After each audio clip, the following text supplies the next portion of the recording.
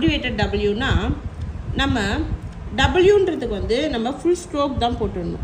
W இதுதான் use பண்ணிடணும்.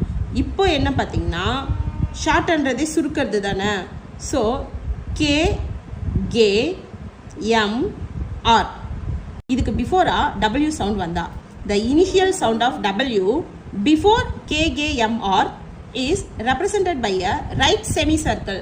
Right side ஒரு செமி சர்க்கிளை இந்த டபிள்யூக்காக நம்ம ரெப்ரசென்ட் பண்ண போகிறோம். இன்னொன்று என்ன சொல்லியிருக்காங்கன்னு பார்த்தீங்கன்னா when W is preceded by a vowel the stroke என்ன சொல்லியிருக்காங்கன்னா KGMR இதுக்கு முன்னாடி W வந்தா நீங்க ரைட் செமி சர்க்கிளை யூஸ் பண்ணுங்க.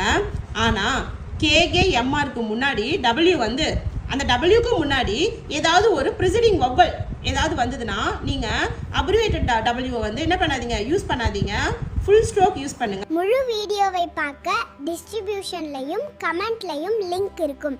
அதனை கிளிக் செய்து பார்க்கவும். நன்றி.